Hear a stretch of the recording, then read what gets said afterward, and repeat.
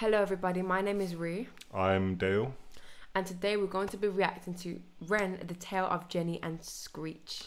So this is a blind reaction from both of us. We recently just listened to Hi Ren, and also we listened to Ren's cover of I Shot the Sheriff by Bob Marley. This and that was sick. Yeah, this was actually a suggestion by one of our commenters. Quite a few of our commenters. Yes, actually quite a few. So we thought might as well go watch it and see what it's saying. And yeah, I'm just hyped to see more of what Ren can do, because his last two videos, they didn't disappoint, and dude is extremely versatile and extremely good as a musician. He's very talented. He knows something that I don't know, so I want to know more. But yeah, it's really inspiring, as like we're both musicians as well. Yeah. To see how other musicians feel the music and show their talent. So. And especially him, who I believe is an independent artist as well. You know. Oh wow! So to do this off your own back, and generate this much success is really inspiring. And you don't really need to sign to all these labels and things. It's mad. Like that. It's actually mad, isn't it? Yeah, man. But let's get into it and see what Ren's saying.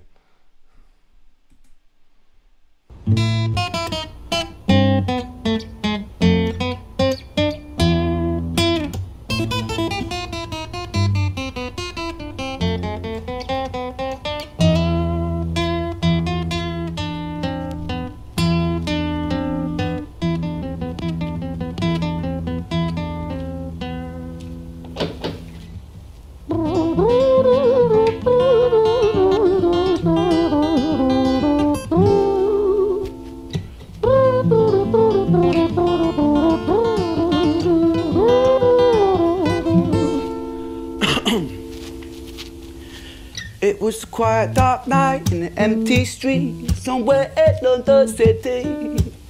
Jenny walked alone, she was dragging her feet. She was heading back home to sleep. Well, she knew this town, she knew this floor, because she walked it about 1,000 times before she wanted to escape. Can you blame? Well, on the very same night, in a different place, there walked this hooded young youth by the name of James. He was 14 years old and out of his brain, he'd been smoking ganja with the boys. James, he grew up to be a kid of the street. His mates called him Screech, he was quick on his feet. He was a liar, a thief, at 14 years old, the devil had set his sights on his soul. Different. I think, yo, this guy is sick. Even his choice in scales are mad. Like, you don't just hear that in normal radio music. And the fact that he used his voice as like a trumpet in the start. Yeah, that's so crazy. True. Yeah. It reminded me of a bird. Yeah, I was like, and then I was thinking to myself, it would be really cool to hear him and Ed Sheeran do a collab. Yeah, and I also I like how he's switching from like singing to, it's like he's got almost talking, you know, like on the end of some of the lines and stuff. I find that really a very interesting way to deliver. Yeah. But yeah, I'm interested, man. Like, let's pull it back a few. One sec.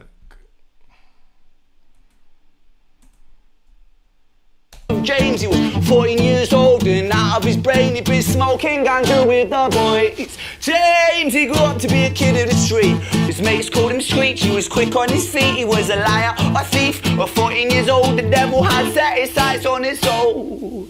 As Jenny walked home all alone, she felt scared. Usually she was alright, but it was like there was something in the air. A divine intervention telling her to beware, maybe intuition bugging her and making her so scared. Sirens sound in the distance at the beat of Jenny's feet. A symphony of the night that echoes crime on London streets. Jenny turns a corner, their eyes they meet. Up or go Jenny, a boy named Screech. Give me all your money, bitch, give it to me. If you cooperate, then you'll soon be free. I want your purse, your phone, don't fucking look at me. I mean it. Bitch, are you listening to me? Jenny freezes statue like a lady shakes stalactite. Feel like liquid nitrogen in the dark night. She tried to find strength to move, but stayed as still as a statue in high-heeled shoes. What the hell you playing at? You playing games with me? I swear to fucking God, I'll slice the rosy off your cheeks. You think I don't mean it, girl? You don't know me. The last thing you see will be a boy code Screech reached with the sheath of the blade, with the teeth that could bite through steel and slice concrete, and he swung possessed with the devil in his chest, and the statue she was turned to butter in her breath. So Jenny and Screech. So Screech is the guy. Yeah. Jenny is the girl. 14-year-old boy, I believe. Is he the one that's going up to Jenny? Yes, yes. Okay. With a knife. Okay. Threatening trying her to mug her. Yeah. Yeah. I think, the way he's telling the story is sick. I think he's a good storyteller. Some of the metaphors and similes he was using when describing, Screech going up to Jenny. Yeah. I feel like they helped to visualize it very well. Yeah. And I just find it interesting. It's interesting that, you don't actually have to talk about yourself all the time. Yeah, it's true. You can literally tell a story through music. And I think he's doing an excellent job. Yeah, I agree. Totally. It's actually amazing. And I think he's a bit, like you said, his ability to tell stories through the music is just amazing. Yeah. Let me pull it back a few seconds. With the teeth that could bite through steel and slice concrete, and he swung possessed with the devil in his chest, and the statue she was turned to butter in her breath. It was a quiet dark night in an empty street somewhere in London City. Jenny lay still on the cold concrete. She's found somewhere to sleep. Well, she knew this town, she knew this floor, 'cause she'd walked here about 1,000 times before. I guess that she escaped. It's such a shame.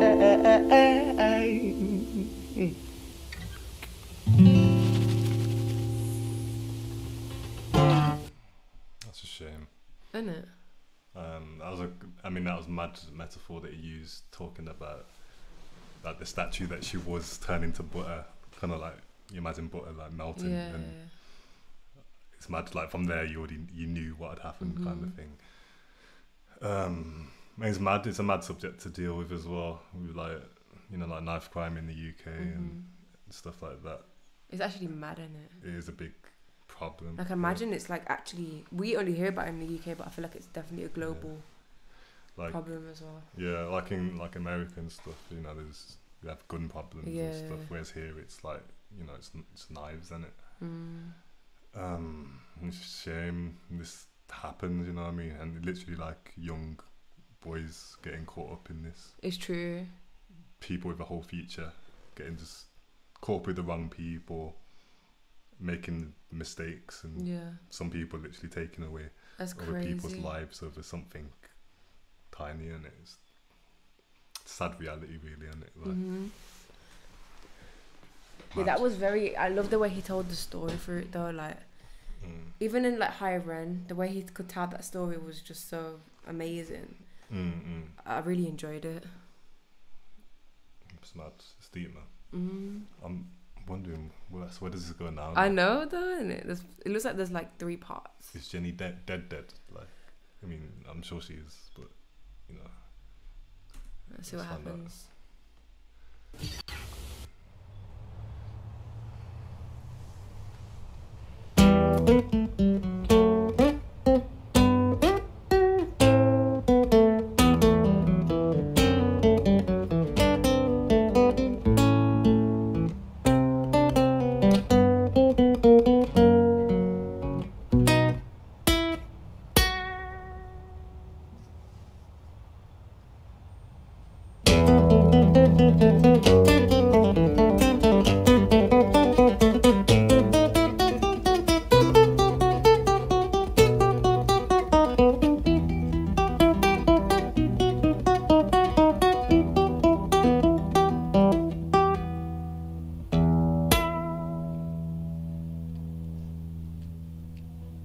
Our story, it starts right at the end of the life of poor Jenny, clocked out like Big Ben. Dear Screech, dear boy, where did he go? He melted into the black night just like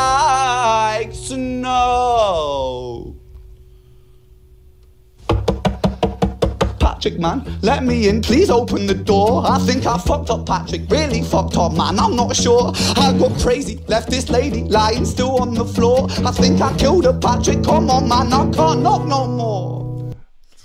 Just want to say that was a mad opening, and what his storytelling reminds me a bit of like in like old folk, you know, like shows and stuff where there's like a tavern and there's someone on like a stringed instrument and they're telling stories in like a, you know, like an old pub and stuff. Like it's mad because he's doing like a modern version of that. That's the kind of vibe I got, and that was kind of mad how he used the guitar to knock on the door. Yeah, I was thinking I was gonna say that. That was actually very creative. Yeah, it's wild.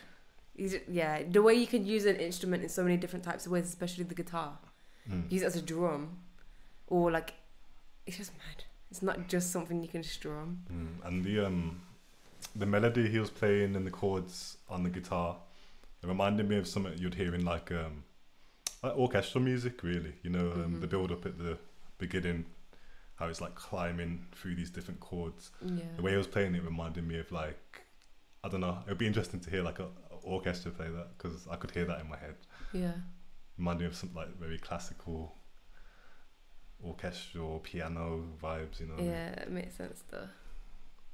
Yeah, go back a little bit.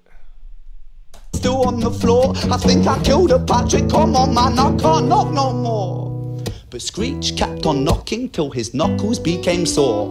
But there's no sign of Patrick down at number 54. No refuge for our villain, for the bitter hands of fate, with something far more sinister in mind that does away.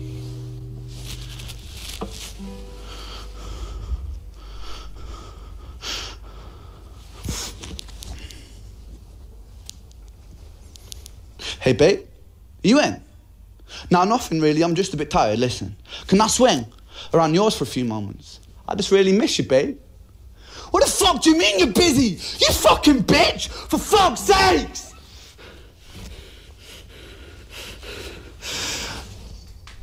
Siren sounds approaching like a banshee in the night. The shrill cry of justice cutting like the sharpest knife. But Screech was never one to run, not one to miss a fight. One hand upon his blade, he turned to face the blue lights.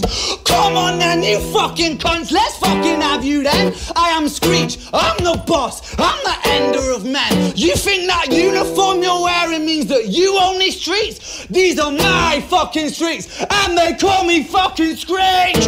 Richard was an officer who stood at 6'3", working London on the night shift. What he didn't think he'd see was a boy running at him like an animal possessed. With no time to hesitate, he fired 4 bullets at Screech's chest. Maps.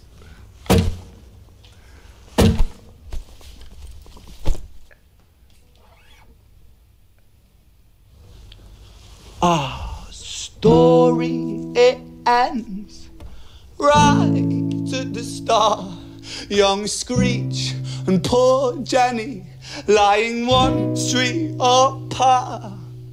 An officer shaken by the boy that he claimed. 2 bodies lay lifeless, and it's such a shame. It's such a shame.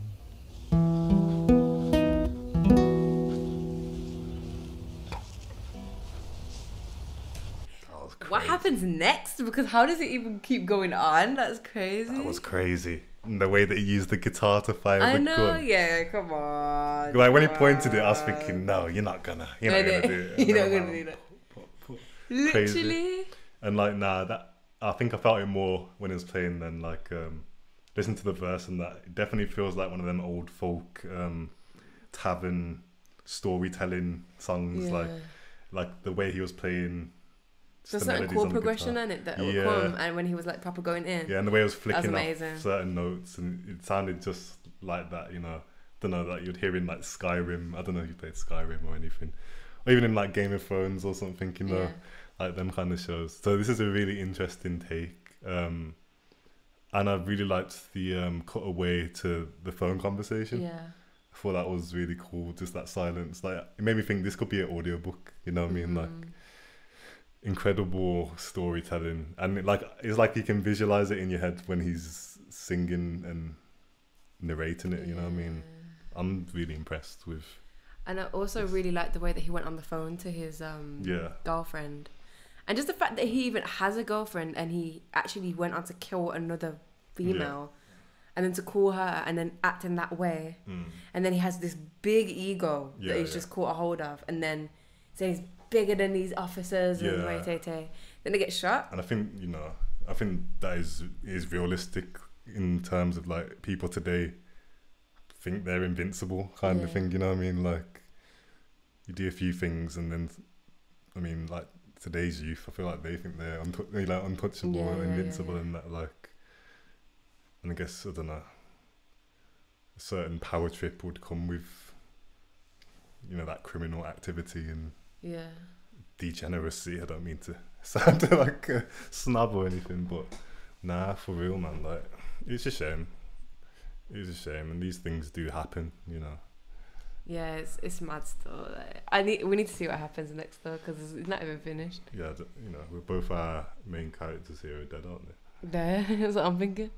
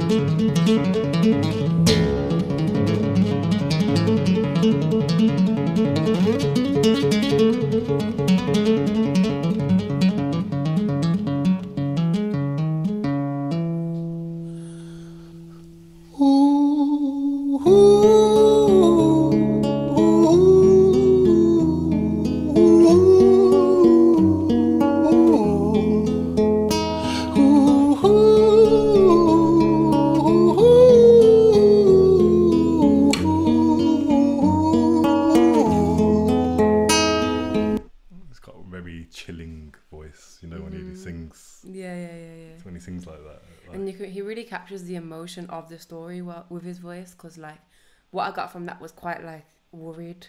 It's kind of like a worried tone. It was still calming. Yeah, it's like but it was multiple different feelings. Like it's like at the beginning it was kind of hopeful, but then it was kind of like it was in a kind of darkish, questionable of like. Where do these notes resolve? Where does this story resolve? Kind of thing, you know what I mean? Like, and even his expressions on his face while he's singing, like looking around, like, I don't know, like, where am I? Kind of thing. I don't know. Or like what happened or how? Like, it's like, let's see. I don't know, like what character he's playing or speaking about in this part, but we'll see. Yeah.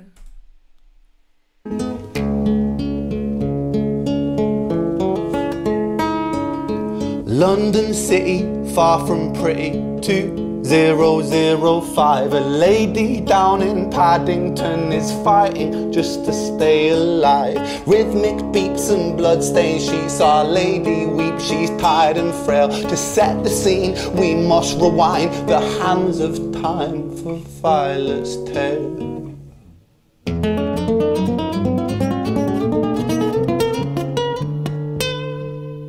That was sick.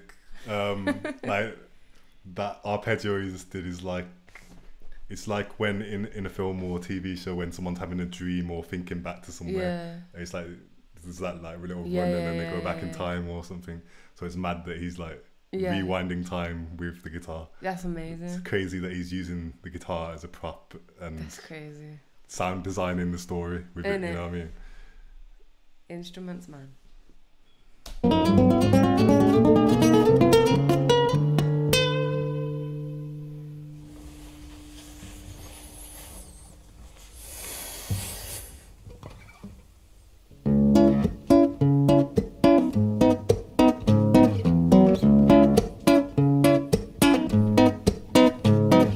Violet was a silent girl, grew up with violent starts. Her mother was a drinker and her father was a bastard. Every night he took her tie but never left the room. I'll spare you with the things he did, I'm sure her mother knew. Violet was a silent girl, she moved out at 16. A semi-detached council flat, paid for by a welfare scheme. Packing shelves at Tesco, stacking jars like pickled bricks. She met a boy named Stevie and he was a little prick. Violet was a silent girl and Violet she fell fast. See, Stevie was a wrong un, but he sure knew how to charm her. Every night he took her tie but never left the room. History repeats itself, he'd paint her black and blue and dark. She never stood a chance. The devil comes to dance. Violet, why are you always so quiet? On her bedroom door and he's irate. He's been drinking and smoking, he's up late. And he stands by her bedside, she shakes, but her eyes stay shut. You fucking slut, I know you're up. And he pinches her eyelids and folds them up. Violet, why are you lying to me, Violet? She stays silent, things turn violent. That's the sound of his fists when they fall like a crashing pilot. Hit like hailstones, one to the collarbone, full force, full blown, blood's black bone, crack, knick-knack, paddywhack, one to the jaw and the tooth spat, detached fist connects and disconnects a bone. A quick deflect to misdirect the blow, but nonetheless his punches met her throat. Such a mess he's left her bruised and broke. Violet, why you always so silent, Violet? Why you such a little liar, Violet? Do you think I want to do this, Violet? In character, she stays silent. Well, say something, Violet. Silence. Fucking say something, Violet. Silence. I just want to say, I was trying not to pause it because I was too invested in that, but yeah, this is deep, like, you know, dealing with domestic abuse, and it's mad. Like, even from the bar, I think one of the bars he said earlier, like, he kind of painted it from there, saying that, well, he said that, like, he painted her black and blue, which is like, yeah. I did notice that bar. Yeah, like a phrase you usually say is like somebody got beaten, black and blue, and that. And I was like, oh, I swear, like, he's going there with it. But again, this is another sad reality that exists, and it's very common, unfortunately, more common than it should be. And a lot of the time, alcohol and drugs are a catalyst, a big part of that. Involved, you know what I mean? In people losing self-control. Definitely. So that's not a defense either, because obviously I think it comes down to like self-awareness, isn't it? And like controlling behaviours, possessive behaviours, lack of trust, so many, it's deep, isn't it? Like there's so many things, like a chain of things that one needs to work in themselves before they hurt others, you know what I mean? Yeah. Like, it's big to be in a relationship and have all that going on, I guess. Yeah, you have to be a very grounded, I think you have to be a very grounded person. Whilst your insecurities are going to project onto your partner and end up hurting your partner, whether that's mentally or physically or whatever. Yeah. You know what I mean? Sorry for interrupting that one. But again, this guy's storytelling on another level. Nah, definitely. Proper. It's a deep one, man.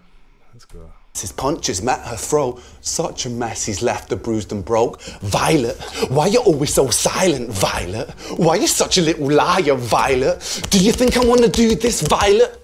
In character, she stays silent. Well, say something, Violet. Silence. Fucking say something, Violet. Silence. Wait. Say something, Violet. Not one word, she stays quiet.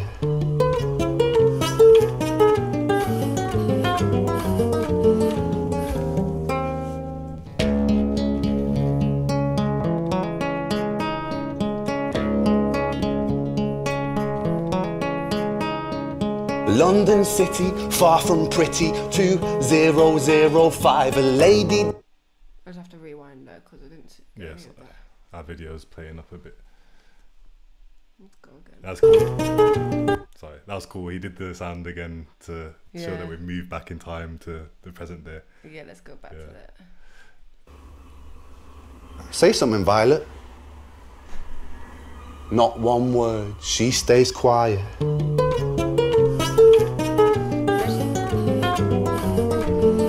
Let's just do all that again. Yeah, you know what it is? I think it's this keyboard on the floor.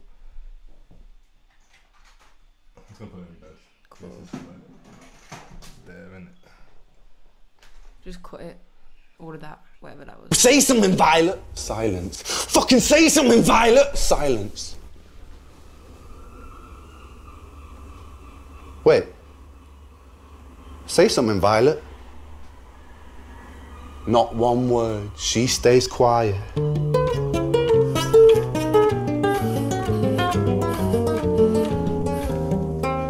Yeah, and when he did that time thing in the start, he was going from low to high, and now he's gone from high notes to low to show that we're going in the future now. That makes sense. He's kind of sick that, again, he's genius. That's genius. Interesting, man.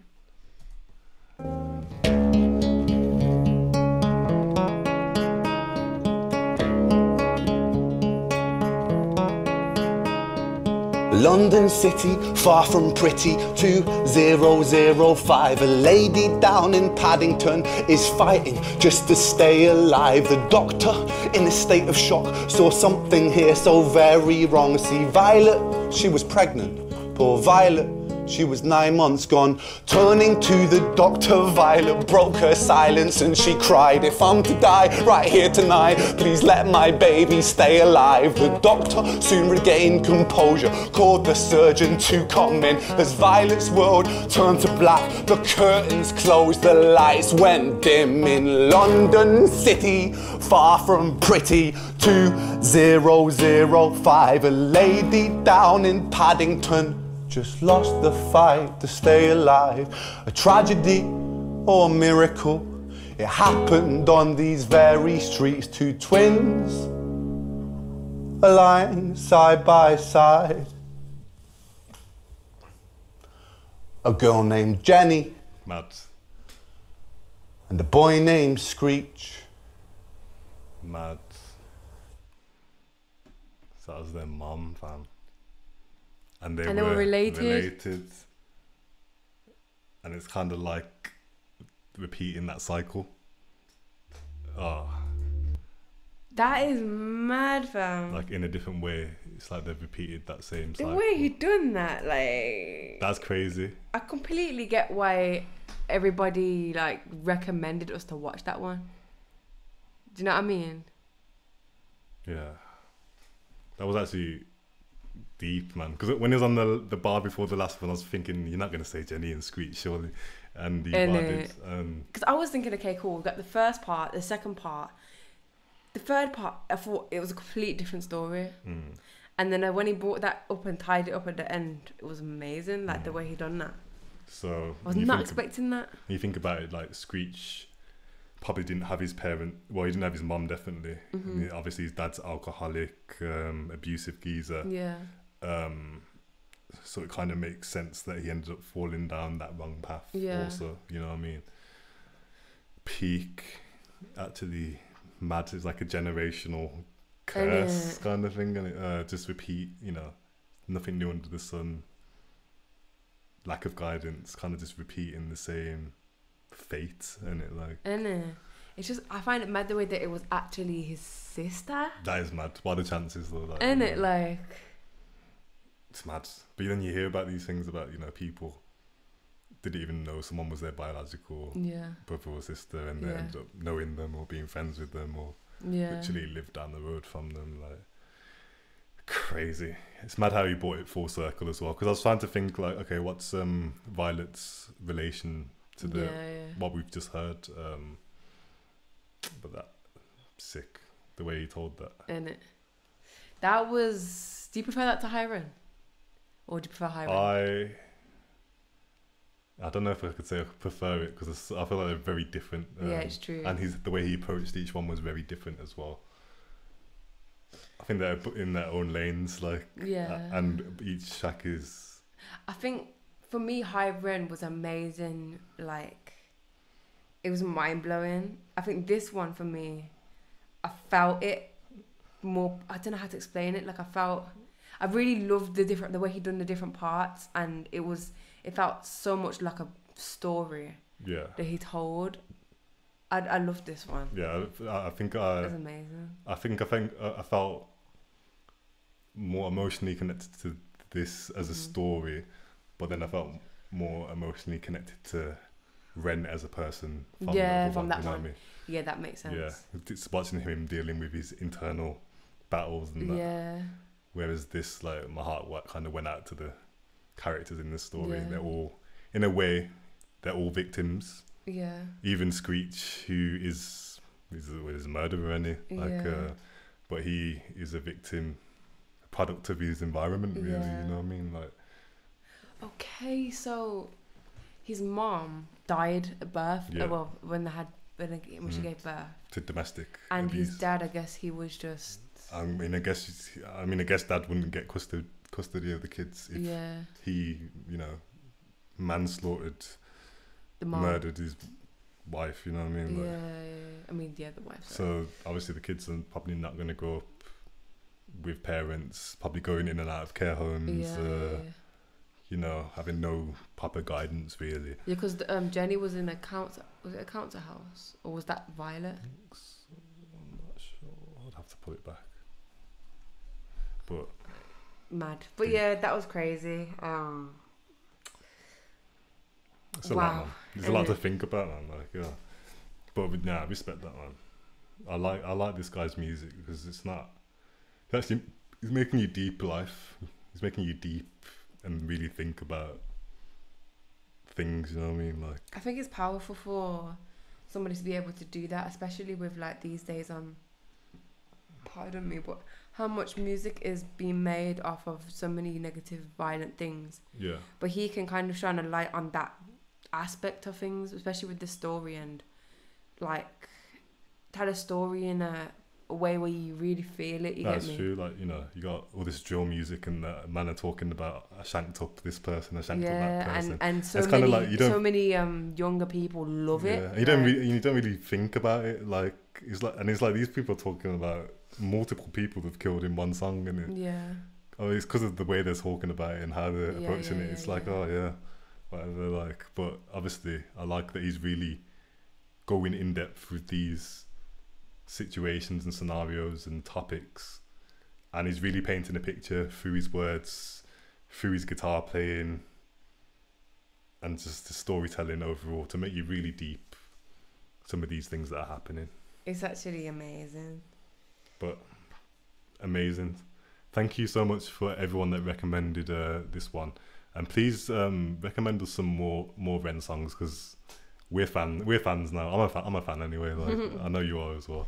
Also, like, don't be afraid to obviously recommend other things as well. Anything that you think that we might be interested in watching, just drop it below.